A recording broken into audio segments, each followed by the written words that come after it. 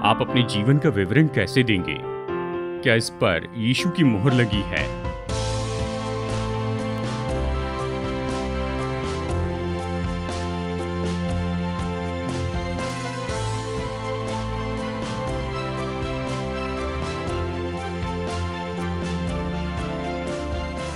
इस जीवन पर मुहर लगी है। आपका जीवन, उसकी सामर्थ, मुहर लगा जीवन।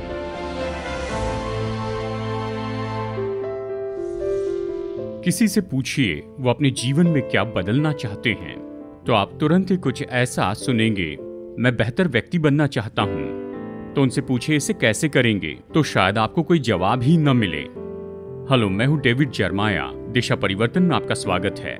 हम सब ऐसा जीवन चाहते हैं जिस पर उत्तमता की मुहरें लगी हो, लेकिन शायद हम गौर कर रहे हैं या जो करना चाहते हैं बजाय इसके कि हमें किसके जैसे बनने की कोशिश करनी चाहिए। बाइबल बहुत ही स्पष्ट है कि ये वो जो है वो यीशु हैं, और अगर हम सच में उसे जानना चाहते हैं तो शुरू करने की अच्छी जगह है मरकुस की किताब। मैंने इस नई सीरीज का नाम रखा है मुहर लगा जीवन। इसलिए नहीं कि हम मरकुस का सुसमाचार देख रहे हैं, लेकिन मेरी प्रार्थना ये हमें ऐसे जीवन में लेकर जाए जिस पर मसीह की उत्तमता की मुहर लगी हो। तो ये यात्रा शुरू होती है आज के एडिशन दिशा परिवर्तन में।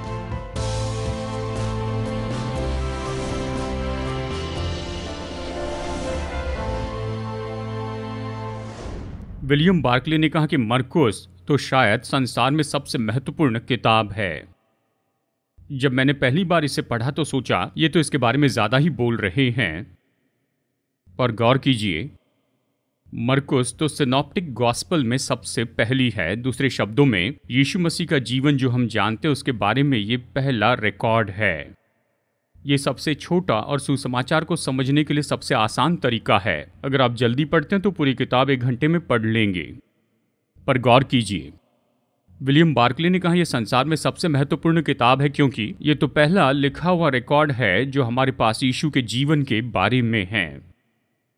आज के इस संदेश में मैं आपको 2 बातें बताना चाहता हूं, यानी मनुष्य मरकुस, और मैं चाहता हूं आप देखें मरकुस संदेश। तो आइए जिसने ये किताब लिखी है उसके जीवन के बारे में थोड़ा सा सीख लेते हैं। कितने लोग जानते हैं जब आप कोई किताब पढ़ते हैं और आप लेखक के बारे में जानते हैं तो इसे समझने में और आसानी होती है, आप इसकी और सराहना करते हैं। तो चलिए मैं बताऊं कि मैंने मरकुस के बारे में क्या सीखा। हम उसे मरकुस कहते हैं क्योंकि उसने ये किताब रोमी लोगों के लिए लिखी, अन्य जातियों के लिए। और मरकुस तो उसका रोमी नाम था और उसका बड़ा रोमी नाम था मार्कस। लेकिन मरकुस तो यहूदी था, यहूदी माता पिता के द्वारा जन्मा, और उसका यहूदी नाम था यूहन्ना। और अक्सर हम उसके बारे में लिखा हुआ पाते हैं यूहन्ना मरकुस। वो एक धनी स्त्री का बेटा था जिसे प्रारंभिक कलीसिया में बहुत ही महत्वपूर्ण जगह मिली थी। स्त्री का नाम था मरियम। सच में ये तो यूहन्ना मरकुस के घर में ही, पतरस जब जेल में था तो चर्च इसी घर में प्रार्थना करने के लिए जमा हुआ था। आपको याद होगा जब पतरस जेल से बाहर आया तो वचन कहता है, ये जानकर वो उस यूहन्ना की माता मरियम के घर आया जो मरकुस कहलाता है। वहां बहुत से लोग इकट्ठे होकर प्रार्थना कर रहे थे। प्रेरित 12:12। मरियम तो धनी स्त्री थी, प्रभावी स्त्री थी, और उसका घर बहुत बड़ा था कि चर्च की एक बड़ी प्रार्थना मीटिंग का आयोजन करे। वो पतरस के लिए प्रार्थना कर रहे थे और जब वो चमत्कारी रीति से आज़ाद हो गया तब वो उसी घर में गया था। और पतरस और मरकुस, इनका तो बहुत ही अद्भुत ऐसा संबंध था। पतरस अपनी पहली पत्री में मरकुस के बारे में लिखता है कि वो मेरा पुत्र है, लेकिन अवश्य ही पतरस मरकुस का शारीरिक पिता नहीं था, वो तो उसका आत्मिक पिता था। और पतरस और मरकुस का नज़दीकी संबंध था। सच में यही संबंध तो हमारे लिए मरकुस का सुसमाचार समझने के लिए कुंजी है, क्योंकि जब मरकुस ने सुसमाचार के इन शब्दों को लिखा, पर इस सुसमाचार के शब्द तो प्राथमिक रूप में पतरस से आए। पपायास जो शुरू के चर्च के पिता हैं, उन्होंने कहा कि मरकुस तो पतरस का सेक्रेटरी और ट्रांसलेटर था। उसने वो सब लिखा जो पतरस को याद आया। मरकुस पतरस के बारे में बाकी सुसमाचारों से बढ़कर बताता है, और अगर आप मरकुस की किताब में जाकर देखेंगे तो पतरस लगभग हर एक कहानी में पाया जाता है। मरकुस ने वही लिखा जो पतरस ने उसे बताया। ये तो यीशु के जीवन और उसकी सेवकाई के बारे में पतरस का व्यक्तिगत अनुभव था। मरकुस तो एक सेक्रेटरी जैसे था। अब इस किताब पर उसका नाम है, लेकिन यहाँ मरकुस तो पतरस की ओर से लिख रहा था, जो कि इस जानकारी का स्रोत था। मरकुस की किताब यही है। मरकुस तो रिश्ते में बरनबास का भाई था, जैसे हम उसे नए नियम में देखते हैं।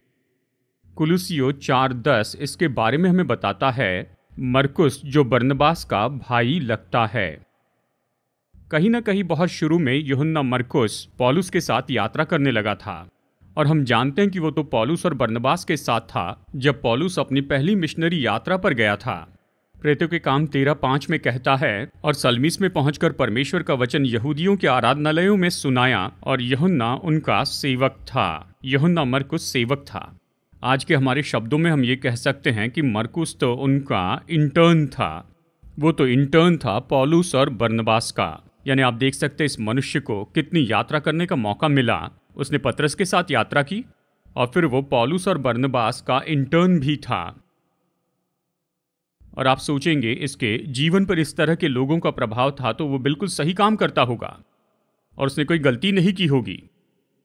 पर मुझे आपको उसके संबंधों के बारे में बताना होगा और उसके खेद के बारे में स्पष्ट बताना होगा, क्योंकि ऐसे भी कुछ थे। यूहन्ना मरकुस के पास बहुत से मौके थे कि वो सेवकाई में उत्तम होता जाए, लेकिन फिर भी बाइबल हमें बताती है कि उसके जीवन में एक समय ऐसा था। तो चलिए मैं आपको ये कहानी बता दूं। मरकुस पौलुस और बरनबास के साथ था जैसे वो अपनी पहली मिशनरी यात्रा पर गए थे, और बाइबल कहती है जैसे वो जा रहे थे तो एक जगह पर पहुंचे, ऐसा प्रांत जिसका नाम था पंफूलिया, और वो पिरगा नाम के एक नगर में आए। और जब वो पिरगा पहुंचे तो वचन यही तो कहता है प्रेरित अध्याय 13 में, और यूहन्ना मरकुस उन्हें छोड़कर यरूशलेम को लौट गया। उसने उन्हें छोड़ दिया, वो वहां से चल पड़ा। उसने कहा मैं यहां से बाहर जा रहा हूं। उसके जाने के कारण तो हमें नहीं बताए गए हैं, लेकिन हम निश्चित जो कुछ जानते उसके द्वारा कुछ शुद्ध कल्पना कर सकते हैं। यह हो सकता है कि शायद वो खतरे से डरता होगा, शायद खतरे के कारण ही उसने वहां से चले जाने का निर्णय लिया। खैर कुछ भी हो, ये तो पार्क में चलने जैसे नहीं था। पौलुस की मिशनरी यात्रा तो बहुत ही मुश्किल थी, और अभी वो इस यात्रा के ऐसे भाग में आने वाले थे जो उन्हें ऐसे प्रांतों में से लेकर जाने वाली थी जहां मार्गों में लुटेरे और जंगली पशु होते थे, जहां पर अन्य जाति की रीति रिवाज होते थे, और वो तो खतरे में जाने वाले थे। आपको याद होगा पौलुस का जीवन पढ़कर, वो खतरे से बाहर नहीं जिया, वो तो खतरे में, सबसे ज्यादा खतरे में जी रहा था। और इसने कहा जानते हो, मैं वहां नहीं जाऊंगा, मैं इसका भाग नहीं बनूंगा, मैं घर लौट रहा हूं। शायद हो सकता है कि ये खतरा ना हो, लेकिन ये हो सकता है कि ये निराशा हो या हताश हो जाना हो। देखिए हम इतना तो जानते हैं, बाइबल हमें बताती है जब यात्रा शुरू हुई, मरकुस का रिश्तेदार बरनबास तो वहां पर अगुवाई करने लग गया, और जैसे आगे बढ़ती गई तो पौलुस अधिकार करने लग गया इस यात्रा में, और बरनबास को पीछे रखा गया। पहले तो ऐसे होता था बरनबास और पौलुस, और फिर बाद में हो गया पौलुस और बरनबास। और शायद मरकुस को ये पसंद नहीं आया होगा, उसे पसंद नहीं होगा कि उसके रिश्तेदार अभी यहाँ अगुवाई नहीं कर रहे हैं। मुझे पता नहीं कारण क्या था, कोई नहीं जानता, हम तो बस इतना जानते हैं, और वो ये है, जबकि हम नहीं जानते वो क्यों लौट गया, पर हम जानते हैं कि जो कुछ भी हुआ उसके कारण बड़े टंटे होने लगे पौलुस और बरनबास के बीच में। चलिए कहानी खत्म करता हूँ, लेकिन अब ये समय था कि दूसरी मिशनरी यात्रा शुरू हो जाए। बरनबास पौलुस के पास आकर कहता है, पौलुस आओ हम इन जगहों पर वापस जाए और फिर से आगे बढ़कर नए कॉन्टैक्ट्स बना ले। और पौलुस ने कहा ठीक है। फिर बरनबास ने कहा एक बात जान लो कि मैं अपने साथ में मरकुस को ले जाना चाहता हूँ, मुझे लगता है वो हमारी मदद करेगा। और पौलुस ने कहा बिल्कुल नहीं, वो हमारे संग नहीं जाएगा। जब हम पहली बार गए थे उसने हमें बीच में छोड़ दिया, इसलिए वो हमारे साथ नहीं होगा। बरनबास ने कहा उसे ले चलते हैं, और पौलुस ने कहा नहीं वो नहीं आएगा। और मैं रुक कर ये कहूँगा, यहाँ पौलुस और बरनबास दो भक्तिपूर्ण लोग आपस में विवाद करने लगे। ये आपको बताता है भक्तिपूर्ण आत्मा से भरे सभी लोग सहमत ना हो, क्या आप जानते हैं? तो वो सहमत नहीं होते, और ये असहमति गंभीर थी सच में। ये कहता है प्रेरितों के काम 15 में बरनबास ने ठान लिया था कि वो यूहन्ना मरकुस को साथ ले जाएगा, परंतु पौलुस ने उसे जो पंफूलिया में उनसे अलग हो गया था और काम पर उनके साथ न गया, साथ ले जाना अच्छा न समझा। और फिर वचन 39 और 40 कहता है, अतः ऐसा विवाद उठा कि वे एक दूसरे से अलग हो गए और बरनबास मरकुस को लेकर जहाज पर साइप्रस चला गया, परंतु पौलुस ने सिलास को चुन लिया और भाइयों से परमेश्वर के अनुग्रह में सौंपा जाकर वहां से चला गया। पौलुस और बरनबास में ये विवाद हुआ। पौलुस ने कहा वो मेरे साथ नहीं चलेगा, और बरनबास ने कहा अगर वो तुम्हारे साथ नहीं चल रहा है तो मैं भी तुम्हारे साथ नहीं चलूंगा। यानी उसका जीवन का संबंध है, फिर उसके जीवन का खेद है, फिर उसके जीवन के प्रभाव है, फिर उसके जीवन में पुनर्गठन भी है। ये कहता है कि आगे कहीं उसने पौलुस के साथ में सही संबंध कर लिया, और जब पौलुस पहली बार जेल में बैठकर रोमी बंदीगृह से फिलेमोन को पत्री लिख रहा था, वो यूहन्ना मरकुस का नाम अपने मित्रों के बीच में लिखता है। यहां पर कुछ तो हुआ है।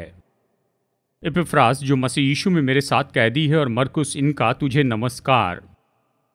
और पौलुस की दूसरी बार और अंतिम बार जेल में जाते समय ये बहुत ही छोटा सुंदर वचन है दूसरा तीमुथियुस में। मुझे याद है कई साल पहले दूसरा तीमुथी में देखा और मैं इसे देखकर हैरान हो गया। तीमुथियुस पौलुस से ये पत्र प्राप्त करता है, इसे दूसरा तीमुथियुस कहते हैं। पौलुस दूसरा तीमुथियुस की पत्री खत्म करने पर था। ये तो पौलुस का अंतिम समय था। पौलुस तो अपना काम पूरा कर रहा था।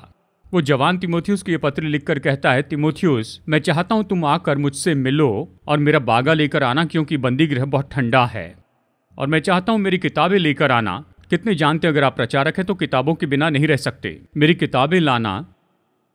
और फिर वो ये कहता है, इसे गौर से सुनिए, दूसरा तीमुथियुस 4:11 मरकुस को लेकर चला क्योंकि सेवा के लिए वो मेरे बहुत काम का है। 10 साल बीत गए, हमें पता नहीं क्या क्या हुआ, लेकिन मरकुस और पौलुस वो फिर से मिल गए। शायद परमेश्वर यही चाहते हैं कि आज आप इसे सुने। शायद आप यहाँ पर आए हैं ऐसे व्यक्ति के रूप में जिनसे पास्टर के जैसे मैं उनसे मिलता हूँ, कई बार यहाँ पर हमारे चर्च में या फिर कई बार मेरे बाहर प्रचार में। सभा के बाद में वो मेरे पास आते हैं, अगर मैंने बहुत लंबा वाक्य कहा है तो आकर कहते हैं, पास्टर जब मैं अपनी हाई स्कूल से बाहर आया तो मैं जानता था कि प्रभु चाहते हैं कि मैं किसी क्रिश्चियन कॉलेज में जाऊं। उसका हाथ मेरे जीवन पर था। मैं जानता हूं उसने मुझे प्रचार के लिए बुलाया है, और फिर मैंने शुरू किया, लेकिन जीवन बहुत ही उलझता चला गया। मेरी उससे मुलाकात हुई, हमारी शादी हुई, फिर हमारे बच्चे हुए, फिर कुछ नहीं कर पाया। मुझे हमेशा इसका बुरा लगता है कि परमेश्वर ने जो करने के लिए बुलाया उसे मैं पूरा नहीं कर पाया। मैं आपको सच बता रहा हूँ, शायद मैंने भी परमेश्वर की इच्छा पूरी तरह पूरी नहीं की है, और शत्रु इसी तरह आपको निराश करना चाहता है। अगर आपको कभी किसी सबूत की ज़रूरत है कि परमेश्वर हमारे पीछे आते हैं और जो हमें करना चाहिए वो नहीं करते समय भी हमारी मदद करते हैं, तो ये किताब आपको याद रखनी है। मैं आपको बताऊं कि क्यों इस किताब को पतरस बोल रहा था जिसने इनकार किया था, और इसे मरकुस ने लिखा जिसने गलती की थी। अवश्य इस पुनर्गठन की पूरी क्रिया में कुछ समय तो बीता ही होगा। आप सोच रहे होंगे परमेश्वर ने मेरे साथ संबंध खत्म कर दिया, पर मैं आपको बताऊं ऐसा नहीं है। पुराने नियम का एक मेरा पसंदीदा वचन है जो योना में है, और ये कहता है, तब यहोवा का ये वचन दूसरी बार योना के पास पहुंचा। कितने लोग जानते हैं परमेश्वर दूसरा मौका देते हैं? आमीन। जॉन फिलिप सलाह देते हैं कि पौलुस का हृदय बदल गया यूहन्ना मरकुस के बारे में, और ये कुछ इस तरह से हुआ। उन्होंने कहा, कहीं तो भी इस 10 साल के समय में जब वो एक साथ में नहीं रहे, किसी ने पौलुस को एक हस्तलेख देकर कहा कि पौलुस तुम्हें इसे पढ़ना चाहिए। और हम कल्पना कर सकते हैं कि पौलुस ये हस्तलेख पढ़ रहा है। दिलचस्पी से हम उसे ये कहते सुनते हैं, वाह ये तो बहुत ही अच्छा है, मतलब ये तो यीशु का सच्चा सुसमाचार है। पतरस किसने लिखा? उससे कहा गया, नहीं, यूहन्ना मरकुस ने इसे लिखा है। पौलुस ने कहा होगा, कुछ भी हो, बरनबास उसके बारे में बिल्कुल सही था। हाँ, मरकुस ऐसा ही है, उसके जीवन के बारे में हम यही जानते हैं। अब मैं चाहता हूं कि आप संदेश देखें। मैं सबसे पहले आपको बताना चाहता हूं, यीशु के जीवन पर आधारित चारों सुसमाचार अलग अलग नजरिए से आते हैं। उदाहरण के लिए जब आप बाइबल में मत्ती खोलते हैं, मत्ती यहाँ पर प्रस्तुत करता है यीशु मसीह का संदेश, और उसका शीर्षक तो उसके राजा होने पर है। मत्ती यीशु मसीह को राजा के रूप में बताता है। लूका यीशु को मनुष्य के पुत्र यानी उद्धारक के रूप में बताता है। यूहन्ना यीशु मसीह को परमेश्वर के अनंत काल के पुत्र के रूप में बताता है। ये इसलिए लिखे गए कि तुम विश्वास करो कि यीशु ही परमेश्वर का पुत्र मसीह है। लेकिन मरकुस यीशु मसीह के जीवन के बारे में पूरी तरह बिल्कुल अलग तरीके से बताता है। वो उसे राजा के रूप में नहीं दिखाता, और जरूरी नहीं कि वो हमें याद दिलाए कि वो मनुष्य का पुत्र है, वो तो परमेश्वर का पुत्र भी है। मरकुस बताता है कि यीशु तो एक सेवक हैं। क्या आप सच में जानते हैं मरकुस का मुख्य वचन कौन सा है? ये है मरकुस 10:45। परंतु मनुष्य का पुत्र इसलिए नहीं आया कि उसकी सेवा टहल की जाए, पर आप सेवा टहल करे और बहुतों की छुड़ौती के लिए अपना प्राण दे। मरकुस की किताब तो प्रभु यीशु मसीह के बारे में है। इस बारे में ज्यादा नहीं कि उसने क्या कहा, पर उसने क्या किया बताया। बाइबल कहती वो हर जगह भलाई करते फिरे, और हम इसे देखेंगे जैसे हम इन वचनों का अध्ययन करते हैं। सबसे पहले ये हम पर लेखक के द्वारा ही घोषित किया गया है। वचन 1, परमेश्वर के पुत्र यीशु मसीह के सुसमाचार का आरंभ। लेखक मरकुस अपने विषय को घोषित करता है। बहुत से विद्वान महसूस करते हैं ये तो परिचय का मजबूत ऐसा वाक्य है। शायद वो पूरी किताब लिखने तक रहा देखा और उसके बाद में उसने ये नाम लिखा प्रोजेक्ट के अंत में। लेकिन वो यहाँ पर जो कह रहा है ये बहुत ही महत्वपूर्ण है। उदाहरण के लिए यीशु मसीह की वंशावली बताने के लिए मरकुस 16 वचनों का उपयोग करता है। लूका 82 वचनों का उपयोग करता है कि यीशु के जन्म और उसके शिशु अवस्था के बारे में बताए। यूहन्ना अपने सुसमाचार में 17 वचनों में बताता है, लेकिन वचन 1 में लेखक मरकुस कहता है परमेश्वर के पुत्र यीशु मसीह के सुसमाचार का आरंभ। मरकुस का सुसमाचार क्या है? ये तो परमेश्वर के पुत्र यीशु मसीह के सुसमाचार का आरंभ है। मरकुस इस तरह से घोषित करता है। और फिर इसी बात की यूहन्ना बपतिस्मा दाता ने शाश्वती दी। वचन 2 से 8 में वचन 2 इस तरह से कहता है, जैसा यशायाह भविष्यवक्ता की पुस्तक में लिखा है, देख मैं अपने दूत को तेरे आगे भेजता हूँ जो तेरे लिए मार्ग सुधारेगा। जंगल में एक पुकारने वाले का शब्द सुनाई दे रहा है कि प्रभु का मार्ग तैयार करो, उसकी सड़कें सीधी करो। गौर से सुनिए दोस्तों, मरकुस की किताब में पहली आवाज जो आप सुनते हैं ये न यीशु की आवाज है न मरकुस की आवाज है, ये तो मलाकी की आवाज है जो कि पुराने नियम का एक भविष्यवक्ता है। मलाकी भविष्यवक्ता पुराने नियम के वचनों के अंत में मलाकी घोषित करता है कि ऐसा कोई आने वाला है जो प्रभु यीशु मसीह के पहले आएगा और जो उसके पहले आएगा और घोषित करेगा कि वो आ रहे हैं। मलाकी बंद करता है और फिर 400 साल तक परमेश्वर से कोई वचन नहीं आया। क्या आप जानते हैं कि मलाकी के अंत से नए नियम की शुरुआत तक 400 साल बीते, जिन्हें अक्सर चुप्पी के 400 साल भी कहते हैं। पर कितने जानते इससे परमेश्वर पर कोई प्रभाव नहीं पड़ता। तो मलाकी के अंत में कहा कि वो आ रहे हैं और मरकुस की शुरुआत में वो यहां पर हैं। 400 साल बीत गए जैसे मानो कुछ नहीं हुआ, और मलाकी के अंतिम शब्द और मरकुस की शुरुआत के शब्द बाइबल को एक साथ जोड़ते हैं। ऐसे अद्भुत संदेश में मलाकी कहता है कि प्रभु यीशु मसीह के आने के पहले कोई आएगा जो सामने खड़े रहकर कहेगा कि वो आ रहे हैं। आपको याद है एक दिन यूहन्ना बपतिस्मा दाता जा रहा था और यीशु आ रहे थे। उसने कहा, देखो ये परमेश्वर का मेमना है जो जगत का पाप उठा ले जाता है। हाँ, और फिर अचानक उसने जिस काम के लिए उसे बुलाया था उसे शुरू करते हैं। यूहन्ना को क्यों अस्तित्व में लाया गया, उसका उद्देश्य क्या था? उसके और यीशु के जन्म में इतनी अद्भुत बात थी, उसे पहले लाया गया कि यीशु के आगमन की घोषणा कर दे। बाइबल कहती है वचन 4 से 8 में, ये तो यूहन्ना बपतिस्मा दाता का प्रचार है। देखिए, यूहन्ना आया जो जंगल में बपतिस्मा देता और पापों की क्षमा के लिए मन फिराव के बपतिस्मे का प्रचार करता था। अब अक्सर यही बात बहुत से लोगों को गड़बड़ी में डाल देती कि क्यों यूहन्ना लोगों को बपतिस्मा दे रहा था पापों की क्षमा के लिए, तो नए जन्म के बपतिस्मे के जैसे दिखाई देता है, लेकिन ऐसा नहीं है। यूहन्ना आया ये घोषित करने के लिए कि यीशु मसीह उद्धारक होंगे, लेकिन बाइबल ये भी बताती है कि वो मार्ग तैयार करने के लिए आया ताकि जब यीशु अपने उद्धार के संदेश को लेकर आए तब लोग उसे पाने के लिए तैयार रहें। और उसे पाने के लिए तैयार रहने के लिए उनको अपने जीवन में मन फिराव के विषय से निपटना होगा। मैं सोचता हूं ये उदाहरण आपकी मदद करेगा। क्या आप जानते हैं EOD क्या है? अगर आप मिलिट्री वाले हैं तो शायद आप जानते हैं। ये तो US मरीन कोर का एक भाग है। इसे कहते हैं एक्सप्लोजिव ऑर्डिनेंस डिस्पोजल यूनिट। ये ऐसे वीर हैं जो सबसे मुश्किल परिस्थिति में जाते हैं और दुश्मन हमारे लोगों को मारने के पहले ही उनके हथियारों को खत्म कर देते हैं।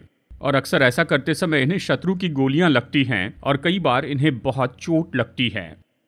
अफगानिस्तान और इराक के युद्ध के समय अमेरिका के 50 से भी ज़्यादा बॉम्ब टेक्नीशियन मारे गए। और हाल ही के Academy Award nominated movie The Hurt Locker ये आधारित है ऐसे ही साहसी सर्विसमैन के साथ काम करने वाले जर्नलिस्ट के अनुभव पर। इस तरह के काम में टेक्निकल महारत और निश्चय ही बहुत ही साहसी होना बहुत ज़रूरी होता है। वो ऐसी जगह पर जाते हैं जहां पर मरीन्स आते हैं और वो उन सारी चीज़ों को दूर करते हैं जो उनकी योजना में रुकावट डालने की कोशिश करते हैं। अब यूहन्ना बपतिस्मा दाता ने निश्चय ही कुछ इसी तरह से काम किया था। उसने उन दिनों के धार्मिक अहंकार और विवाद को निहत्था कर दिया। उसने इसे बड़े साहस के साथ किया और सच में ऐसे बहुत से लोगों जैसे जिन्होंने मिलिट्री में अपनी जान तक गंवा दी, यूहन्ना की जान भी ऐसे गई। याद है, उसका सिर काट दिया गया क्योंकि उसने सत्य बताया था। धार्मिकता के लिए खड़ा रहा, इसलिए उसे मरना पड़ा। उसने मसीह के लिए मार्ग तैयार किया, मानो जैसे ये बम दूर किए हो जो सुसमाचार के लिए रखे गए थे। वो बम कौन से थे? मैं बताऊं वो क्या थे? लोगों की खुद की धार्मिकता, लोगों का खुद को सही ठहराना। उन्होंने सोचा उन्हें मसीह की जरूरत नहीं, पश्चाताप की जरूरत नहीं, वो अच्छे हैं, वो धार्मिक लोग थे।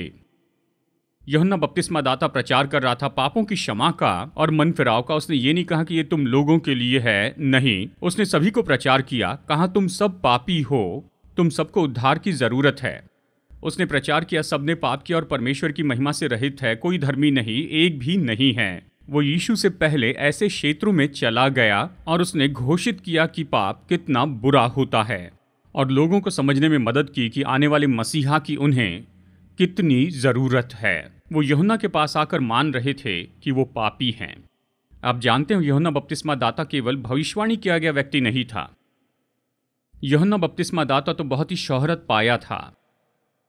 यूहन्ना बपतिस्मा दाता की शोहरत मरकुस अध्याय 1 वचन 5 में दी गई है। सारे यहूदिया प्रदेश के और यरूशलेम के सब रहने वाले निकलकर उसके पास गए और अपने पापों को मानकर यरदन नदी में उससे बपतिस्मा लिया। यही तो वो था। मुझे पता नहीं कितने लोग थे, लेकिन मैंने इसकी कल्पना की है, यानी बहुत ज्यादा लोग।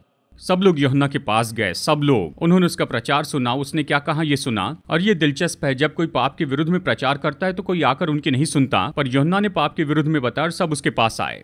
केवल इतना ही नहीं, लेकिन उसकी बातों को उन्होंने जान लिया। मरकुस यूहन्ना बपतिस्मा दाता की सफलता के बारे में बताता है इस तरह से कि लोगों ने जान लिया कि वो उनके दिनों का आकर्षित करने वाला व्यक्ति है। और इसके पीछे एक कारण है, क्योंकि वो तो सबसे अलग व्यक्ति था। यूहन्ना बपतिस्मा दाता कोई साधारण प्रचारक नहीं था। देखिए परमेश्वर का वचन उसके बारे में क्या कहता है। वचन 6, यूहन्ना ऊंट के रोम का वस्त्र पहने और अपनी कमर में चमड़े का कटिबंध बांधे रहता तथा टिड्डियां और वनमधु खाया करता था। वो हिप्पी जैसे दिखता था। यूहन्ना जंगल में प्रचार करता था और यीशु के आगमन की तैयारी कर रहा था। लोगों के जीवन को सीधा करने के द्वारा कमर में चमड़े का कटिबंध बांधे रहता था तथा टिड्डियां और वनमधु खाया करता था। ये एलिया की याद दिलाता है, जिसकी सामर्थ्य और गरीबी यूहन्ना के जैसी ही थी। यूहन्ना ने कहा कि कोई आ रहा है और वो सब कुछ बदल देगा। यूहन्ना बपतिस्मा दाता ने इसकी शाश्वती दी कि यही तो यीशु मसीह हैं। अब यही तो तस्वीर है। लेखक मरकुस ने ये कहा, यूहन्ना बपतिस्मा दाता ने शाश्वती दी और पिता परमेश्वर ने यीशु का अभिषेक किया। वचन 9 से 11 तक पढ़ते हैं। उन दिनों में यीशु ने गलील के नासरत से आकर यरदन में यूहन्ना से बपतिस्मा लिया और जब वो जल से निकलकर ऊपर आया तो तुरंत उसने आकाश को खुलते और आत्मा को कबूतर के समान अपने ऊपर उतरते देखा और यह आकाशवाणी हुई, तू मेरा प्रिय पुत्र है, तुझसे मैं प्रसन्न हूँ। क्या आप निश्चय जानते हैं कि ये वही है? क्या आप जानते हैं कि जो आने वाला है वो तो यीशु ही थे? यूहन्ना, क्या तुम निश्चित हो कि यही परमेश्वर का मेमना है? अब तक शायद निश्चित तो नहीं थे, पर अब संदेह नहीं कर सकते, क्योंकि वहां पर यीशु बपतिस्मा लेने के लिए आए। और कोई पूछते हैं यीशु को बपतिस्मे की क्या जरूरत थी? उसने कोई पाप नहीं किया। देखिए ऐसी बात नहीं कि यीशु ने पाप किया था इसलिए उसने बपतिस्मा लिया। यीशु ने बपतिस्मा लिया ताकि हम पापियों के साथ अपने को मिला दे। यीशु ने बपतिस्मा लिया ताकि वो पापियों की समानता में आए, जिनके लिए आगे उन्हें मरना भी था। वचन कहता है जो पाप से अज्ञात था उसी को उसने हमारे लिए पाप ठहराया कि हम उसमें होकर परमेश्वर की धार्मिकता बन जाए। यूहन्ना बपतिस्मा देने वाले के द्वारा यीशु का बपतिस्मा, ये तो ऑफिशियली यीशु का आना था कि कहे हाँ यही वो है। इसी के बारे में मैं तुम्हें प्रचार कर रहा हूँ, इसी के बारे में तुम्हें बता रहा हूँ। यही वो यीशु है जो जगत के पाप उठा लिए जाएगा। और बाइबल कहती है जब यीशु पानी से बाहर आए, स्वर्ग खुल गया और पिता परमेश्वर ने वहां पर देखा और कहा, ये मेरा प्रिय पुत्र है, इसी से मैं अति प्रसन्न हूं कहा। ये वो कौन है जिसके बारे में मरकुस लिख रहा है? ये वो यीशु है जिसे पिता परमेश्वर ने अभिषेक दिया।